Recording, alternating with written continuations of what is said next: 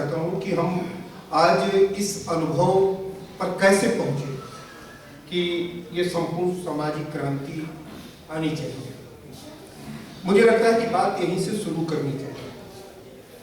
बात यहाँ से शुरू नहीं हो सकती है कि किन क्षेत्रों में आरक्षण नहीं मिला है अब उसमें भी आरक्षण मिल जाए और उसका अनुभव हम लोग ले लें।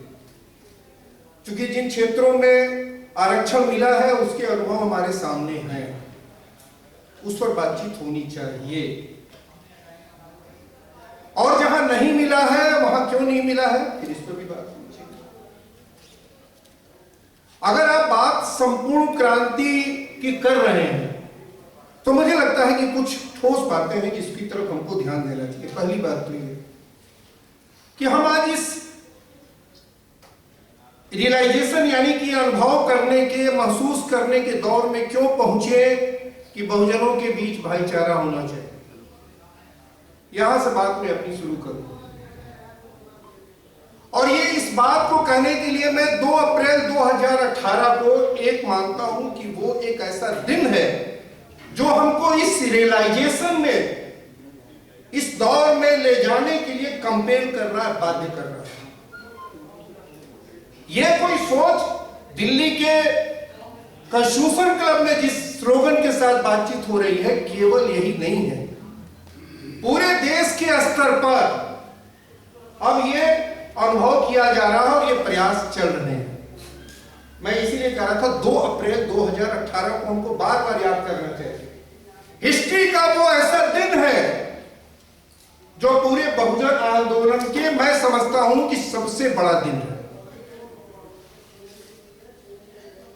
और उस दिन ये बात क्या कह रहा, उस दिन क्या साबित हुआ? कोई राजनीतिक पार्टी का समर्थन नहीं, किसी भी नेता का समर्थन नहीं, किसी भी मीडिया का समर्थन नहीं, वगैरह वगैरह जिसके समर्थन से आंदोलन कहते हैं, खड़े होते हैं, किसी का समर्थन नहीं। और पूरा भारत उस दिन बंद हुआ। किन लोगों ने कराया? तो ये जो लंबे समय से जो आंदोलन चलते रहे हैं, जिनको हम बहुजन आंदोलन के नाम से उसको हम अंडरलाइन करते हैं, विभिन्न तरह के नेतृत्व या विभिन्न तरह की अगुवाई में चलने वाले, लेकिन सारे के सारे आंदोलन वो बहुजन आंदोलन रहे हैं। और वो सारे आंदोलनों ने जो समाज में जो ढांचा खड़ा किया है, छोटे छोटे स्तर पर, घरों घरों में जो ढांचा खड़ा किया है, गांव के स्तर पे, पंचायत के स्तर पे, जिले के स्तर पर, उन तमाम ढांचों के बीच में किस तरह से एकता है,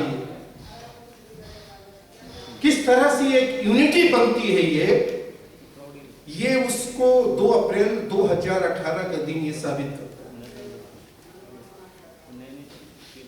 आप यहां बात कर रहे हैं, हम लोगों ने इलाहाबाद में ठीक इसी समय, आज से 5-6 महीने पहले, इलाहाबाद से हम लोगों ने एक अखबार शुरू किया, बहुजन करण। 2 अप्रैल 18 को हम लोगों ने बाद में सभा की रामलीला मैदान में, तो हम लोगों ने ये नारा दिया है कि राजनीति का बहुजनकरण करना होगा और बहुजनों को देश का निर्माण करना है। राजनीति का बहुजनकरण करना होगा और बहुजनों को देश का निर्माण करना होगा।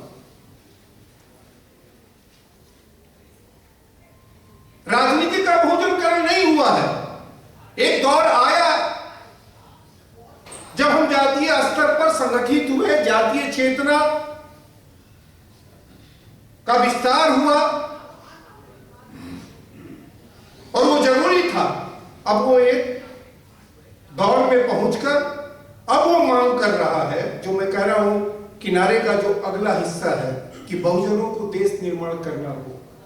इसके लिए आपस में किस तरह से एक महागठबंधन बने, इसके प्रयास करने होंगे और वही है बहुजन करण। हम आरक्षण की मांग करते रहेंगे, लेकिन वो तब तक वो बरकरार नहीं रह सकता यदि हम राजनीति का बहुजनकरण नहीं करते। और ये हम देख रहे हैं। आप मांग करते हैं, आगे आप मांग कीजिए जुडिशरी में, पीछे आपके जो कार्यपालिका है, या दूसरे सेक्टर जो है, सब जगह नौकरी आपकी खिसक गई, खत्म हो गई, आप आगे दूसरी जगह मांग करने लगे। हम लोगों का जो काम अभी होना चाहिए, मैं तो ये कहता हूं कि हम लोगों को ये बात शुरू करनी चाहिए यहां से कि हम इस बहुजनकरण के लिए क्या क्या कार्यक्रम कर सकते हैं। और मेरा अपना मानना है, और मैं इस पे जरूर आपका भी ध्यान खींचना चाहता हूं, आपका भी ध्यान दिलाना चाहता हूं। गड़बड़ी देखिए बहुत सारी कहां पैदा हो रही है, जो बहुजनकरण के प्रक्रिया को रोक रही है, बाधित कर रही है। कि कुछ व्याख्याएं, कुछ चीजों की जो व्याख्याएं हमारे बीच में लंबे समय से चली आ रही है, उसको थोड़ा आपको गौर करना पड़ेगा, और उस व्याख्या को हमें एक नई दिशा देनी पड़ेगी। मैं कल किसी से कह रहा था कि बाबा साहब के या सामाजिक न्याय के नाम पे होने वाले कार्यक्रमों में सबसे ज्यादा स्लोगन एक लगता है, जो सबसे ऊपर रहता है, शिक्षित बनो, संगठित हो, संघर्ष करो। शायद मुझे लगता है कि सर्वाधिक लोकप्रिय जो स्लोगन है, नारा है, वो यही है। ये हिंदी में आप पढ़ते हैं, शिक्षित बनो। बाबा साहब ने हिंदी में नहीं लिखा था उसको। आपके सामने जो आता है अनुवाद आता है, एजुकेट का अनुवाद होता है, और एजुकेट का अनुवाद शिक्षित बनो का, शिक्षित बनो के रूप में ही हो या और कुछ हो सकता है, इस पर हमें सोचना चाहिए। नंबर 1 बात। नंबर 2 बात, ऑर्गेनाइज एंड एजुकेट, इसके भी अनुवाद आपके बीच में आते हैं, लेकिन मैं इसके विस्तार में भी नहीं जा रहा हूं, क्योंकि बहुत लंबी ये व्याख्या का जो काम है, मूल बात जो कहना चाह रहा हूं कि मान लीजिए कि बाबा साहब उस समय कर रहे हैं शिक्षित बनो, और वो बाबा साहब 1956 में जाके कहते हैं कि जो समाज के पढ़े लिखे लोग हैं उन्होंने हमें धोखा दिया, तो हम इस शिक्षा की व्याख्या कैसे करेंगे। मेरा सवाल यही, आप हर अपनी सभाओं में बोल देते हैं स्कूल में भेजो, स्कूल में आप भेज देते हो, एजुकेट हो गया, आपने नारा दिया, बाबा साहब ने कहा एजुकेट। अगर बाबा साहब का वही मतलब है तो फिर, लेकिन बाबा साहब इस अनुभव में पहुंचते हैं कि पढ़े लिखे लोगों ने सब होता है। तब इसका मतलब ये हुआ कि जो हम उनकी व्याख्या कर रहे हैं शिक्षा की, वो हमारी व्याख्या सही नहीं है, और वो व्याख्या बहुत पुरानी है, और 1956 को ध्यान में रखते ये व्याख्या नहीं की जा रही। तो ऐसी कई नई व्याख्याएं हमें और आपको करनी पड़ेगी, नहीं तो समाज बचेगा नहीं, हम मुगालते में रह लेंगे। जो कह रहे थे ना, ये भीड़ आपको दिख जाएगी, भीड़ से समाज नहीं बचता है, और भीड़ बहुत निकल गई है, लेकिन समाज की जो आज स्थिति है, आप नहीं दावा कर सकते हैं कि हमने कोई अत्याचार रोक दिया है। आज भी हमको नहीं मानना पड़ता है कि हमारे आरक्षण को प्रोटेक्ट करो। सुप्रीम कोर्ट में बैठा हुआ कोई न्यायाधीश आपके पूरे एसटी एक्ट की ऐसी तैसी कर देता है, उलट देता है सारी व्याख्याओं को, फिर आपको लड़ना पड़ता है। तो कुल मिलाकर मैं ये कह रहा हूं कि जितनी व्याख्याएं हैं, जैसे लोग कहते हैं कि सारी सत्ताओं की जो पूंजी है या सारी थानों की जो पूंजी है वो राजनीतिक सत्ता है। तो भैया राजनीतिक सत्ता को कौन डिफाइन करेगा, उसकी व्याख्या कैसे होगी? क्या वहां एक चीफ मिनिस्टर का बन जाना, प्राइम मिनिस्टर का बन जाना, वो राजनीतिक सत्ता है? इसकी बात तो हमको करनी पड़ेगी। और इसके उदाहरण में मैं आपको एक बात बता रहा हूं। अब्दुल गफूर बिहार में चीफ मिनिस्टर थे, चीफ मिनिस्टर हो गए। अगर आपका स्लोगन अगर है कि हमारा मुख्यमंत्री हो, हमारा प्रधानमंत्री हो, तो अब्दुल गफूर तो मुख्यमंत्री हो गए। लेकिन वो क्या बोल रहे हैं? अब्दुल गफूर ने बोला, अखबारों पर हमले होने लगे, वहां कई तरह की घटनाएं होने लगी। अब्दुल गफूर के चीफ मिनिस्टर को कहा गया कि आप इसको रोक क्यों नहीं रहे हैं? अब्दुल गफूर ने जानती क्या कहा? कि मेरी बात तो आईजी भी नहीं सुनता है। सत्ता कोई, जब हम राजनीतिक सत्ता की बात करते हैं तो वो मुख्यमंत्री के रूप में नहीं होता, एक मंत्रिमंडल के रूप में नहीं होता, एक विधानसभा के रूप में नहीं होता, लोकसभा के प्रतिनिधि के रूप में ही नहीं होता। सत्ता नीचे से ऊपर तक होती है, उसका ढांचा खड़ा होता है।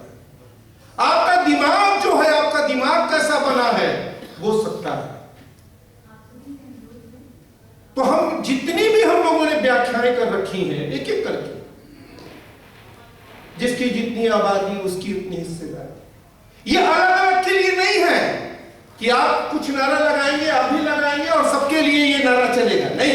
ये सब कुछ अगर बहुजनकरण का ये नारा हो सकता है, राजनीति का बहुजनकरण होगा तो इसका नारा हो सकता है कि जिसकी जितनी आबादी उसकी उतनी हिस्सेदारी। लेकिन अलग अलग आप खंडों में बैठ के खड़े होंगे और कहेंगे कि हम ये नारा लगाएंगे, तब इसका कोई मतलब नहीं है। ऐसे आप पूरी थेरीज देखिए कि हमारे बीच में जो नारों की जो व्याख्याएं चलती हैं वो क्या है, वो कहां ले जा रही है। मैं तो कहता हूं, देखिए आप ब्राह्मण को गाली देकर ब्राह्मणवाद को सुरक्षित रख सकते हैं, ब्राह्मण को गाली देके ब्राह्मणवाद को आप सुरक्षित रख सकते हैं। पूरे मैं बार बार एक कोट करता हूं, एक चीज, रिपब्लिकन पार्टी इतनी बड़ी पार्टी के रूप में उत्तर प्रदेश जैसे राज्य में उभर के आई, 4 सांसद हुए, दर्जनों विधायक हुए, ये 60 के दशक में हुई बात, और उसमें से निकला क्या? उत्तर प्रदेश में उसमें से निकला क्या? आज जिसकी हम आलोचना कर रहे हैं वो निकला, हिंदुत्व निकला, ब्राह्मणवाद निकला, उसका विस्तार हुआ। पूरा देश धर्मनिरपेक्षता पिछले 70 सालों से ज्यादा समय से करता आ रहा है, उसमें से निकला क्या? आप सतही जो ऊपर के तौर पर जो बातें की जाती हैं, मुझे लगता है कि उसमें उसके झांसे में फंसने की बजाय उसके भीतर क्या है, उसको अगर हम नहीं समझेंगे, उसको समझने की कोशिश नहीं करेंगे, उसके प्रति हम संवेदनशील नहीं होंगे, तो आप हमेशा झांसे में फंसेंगे। और आज की तारीख में, आज जिस रियलाइजेशन में लोग पहुंचे हैं, उसमें हम आज बात करते हैं, जैसे बहुत बारीक देखी बातें होती हैं, जैसे यहाँ पर बारीक तरीके से ऊंची बाग जो है वो मोती बाग हो गया, बारीक तरीके से सब होता है। ये बहुत छोटा सा एक मात्रा का हेरफेर होता है और आपकी जमीन खिसक जाती है। जैसे मोची बाग जो है वो मोती बाग होता है, और ऐसे कई आपको उदाहरण में दे सकता हूं। बहुत छोटी से हल्के से शिफ्टिंग से सब कुछ बदल गया। हम प्रतिनिधि की बात करते हैं, हमको प्रतिनिधि नहीं चाहिए, हमको प्रतिनिधित्व चाहिए। प्रतिनिधि और प्रतिनिधित्व में फर्क करता हम करेंगे। एक आइडियोलॉजी का मामला आ जाता है जब प्रतिनिधित्व की बात करते हैं, रिप्रेजेंटेशन की बात करते हैं, रिप्रेजेंटेटिव की बात नहीं करते। तो साथियों, मैं ये कहने की कोशिश कर रहा हूं कि ये कार्यक्रम बहुत महत्वपूर्ण है, और छोटे से स्तर पे जो हम लोग एक कार्यक्रम कर सकते हैं, जैसे अभी माजी जी बता रहे थे, जैसे हम लोग बहुजनों के बीच में, जैसे वो साथी अभी बोल के गए कि इन्होंने अपनी बेटियों की शादी, मैं कई ऐसे लोगों, सभी में पंजाब में गया था, एक जगह पर एक सुल्तानी बिरादरी के लोग हैं, वो बता रहे थे, और ऐसे ही बता रहे थे कि जैसे उन्होंने अपनी बेटियों की शादी कितनी तरह के बहुजन समाज के कितने हिस्सों में उन्होंने की। तो मेरा ये कहना है कि हम लोगों को छोटे स्तरों पर अगर संभव हो सके, और देखिए बहुत कुछ है, जैसे जब हम कह रहे थे कि बहुजनकरण जो हम लोगों ने छापना शुरू किया, तो हमने कहा हम कुछ ना करें, हम अपने केवल हम क्या अब तक करते रहे हैं, क्या निर्माण के काम करते रहे हैं। तो नाई समाज ने कितने पुराने 1903 में अस्पताल की धर्मशालाएं बनवाई, और वहां से कितने लोग पढ़ के निकले। आज नाई समाज का धर्मशाला की स्थिति, धोबी समाज ने इलाहाबाद जैसी जगहों पर कितनी बड़ी धर्मशालाएं बनवाई और जगह जगह बनाई।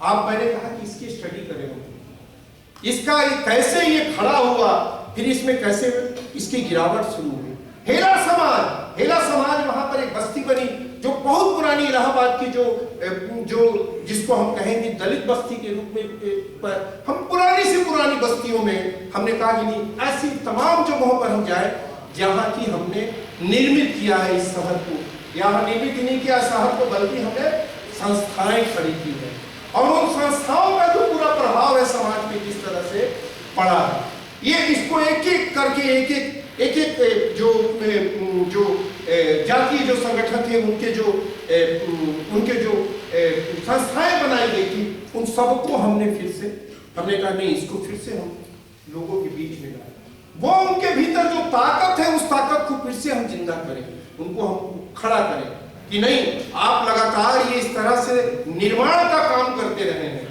दो ही बातें हुई हैं समाज में, देखिए, हमारा काम था निर्माण करना और जो राज कर रहा है उसका काम था आंतरिक संघर्ष को बढ़ावा देना। दो ही हत्या हुई और वो लगातार अपने एजेंडे, यानी कि जो इनर कॉन्फ्लिक्ट होता है, अंदरूनी जो कलह पैदा करने का जो उसका एजेंडा है, उस पर वो लगातार काम कर रहा है। हम निर्माण करने वाले लोग हैं, हम निर्माण करते रहे हैं, लेकिन हमारी इस पूरी निर्माण की प्रक्रिया को बाधित किया गया है, उसी को हम फिर से पुनर्जीवित करने की कोशिश में ये बात इस तरह के काम में लगे हैं। ये बहुत इसी तरह के आयोजन कुछ हम लोग करें, जैसे भोज का आयोजन हम कर सकते हैं, भोज का क्यों नहीं हमको आयोजन होना चाहिए, सबके बीच में हम बात, ये देखिए देखने में छोटे लगते होंगे कार्यक्रम, लेकिन इसका जो, जैसे वो बता रही थी मीनाक्षी सिंह, वो कह रही थी महिलाओं का, मैंने कई बार कहा कि महिलाओं के बिना बात समाज में नहीं बन सकती है, महिलाओं का आपको संगठन बनाना ही होगा। उन्होंने एक बात नहीं कही और उस एक बात से उनकी एग्री भी मैं नहीं करता हूं।